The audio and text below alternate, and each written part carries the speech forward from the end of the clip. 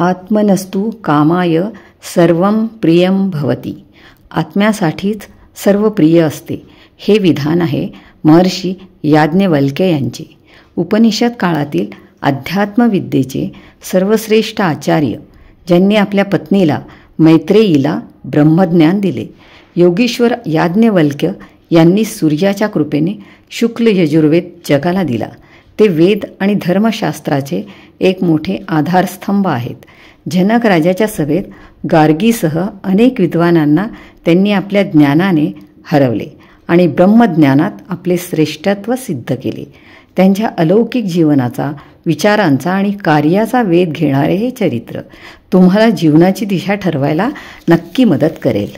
चला तर या महान ऋषींचे तेजस्वी जीवन जाणून घेऊया. मग वाचाल तर वाचाल.